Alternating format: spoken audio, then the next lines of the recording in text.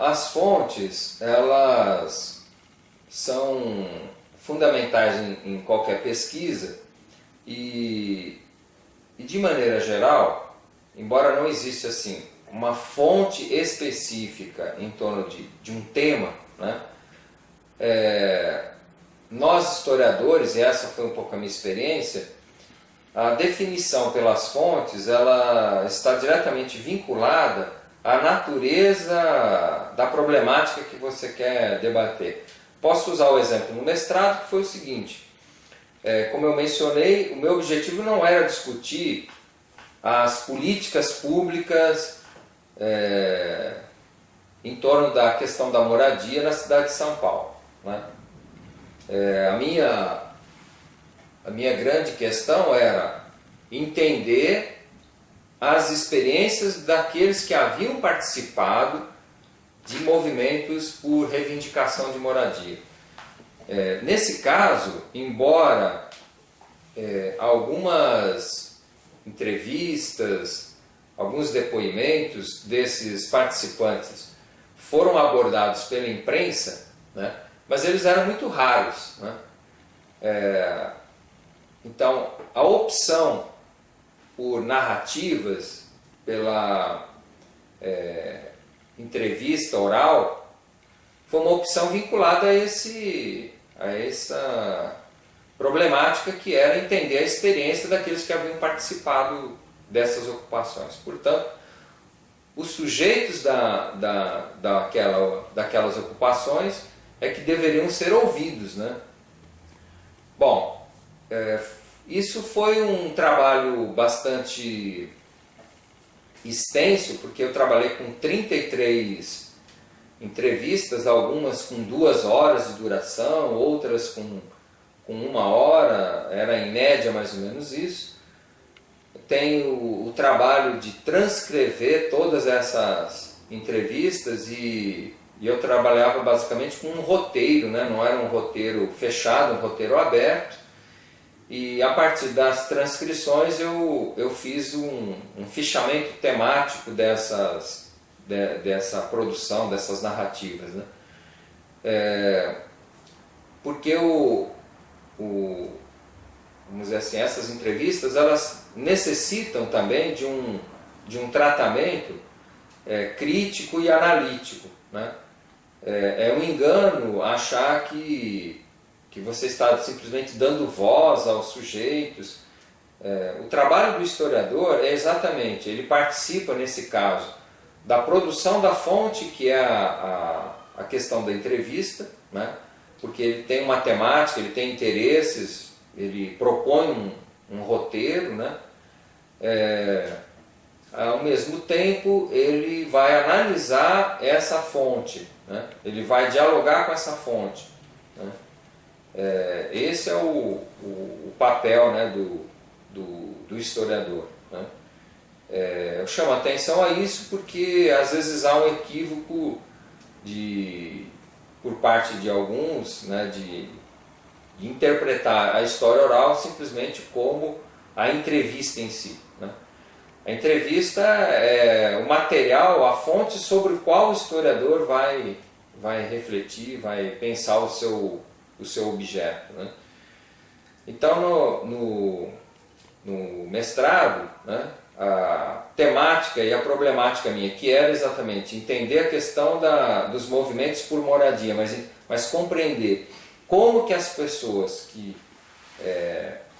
atuaram nesses movimentos, por que elas se dispuseram a fazer isso e o que isso significou nas suas vidas, né? Aí a minha opção por essa fonte. A minha orientadora teve um papel importante também nesse processo, de sempre me alertar em relação à questão do diálogo que eu tinha que fazer com a fonte, né? Então a Dea Fenelon, que foi a minha orientadora, ela chamava muito a atenção a essa função, né?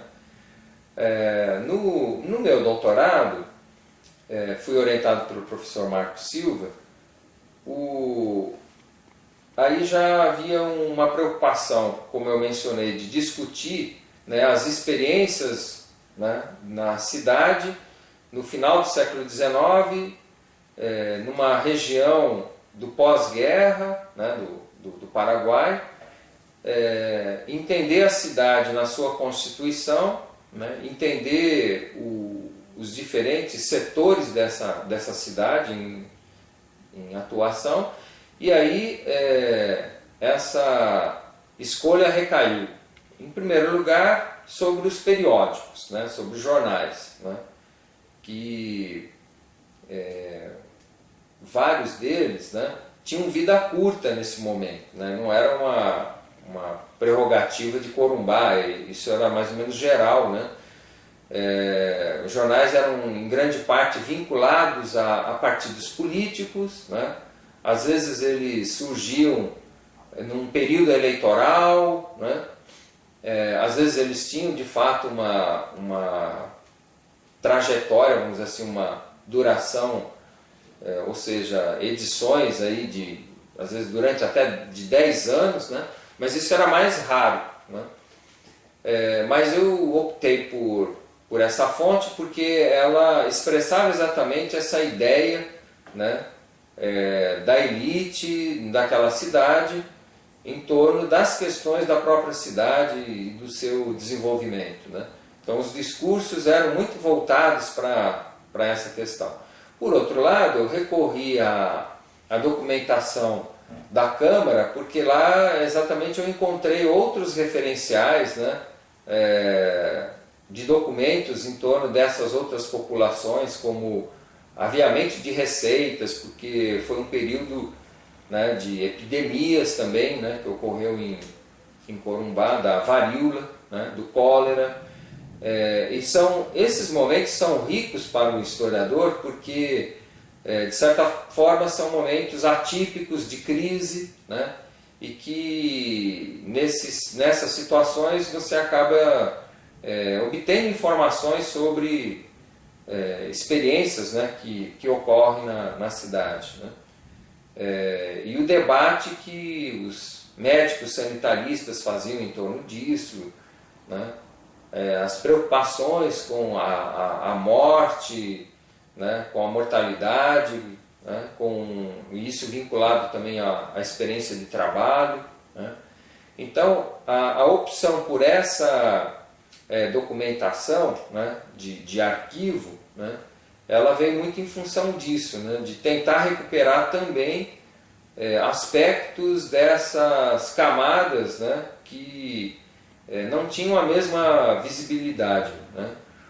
Então a escolha das fontes nesse caso teve essas duas funções, né, entender o que era a cidade, vamos dizer assim, vinculada ao porto, vinculada às casas comerciais, mas também entender a cidade que era vivenciada pelo trabalhador assalariado, por essas outras camadas, ou pelo desempregado, e de como que eles sobreviviam, né?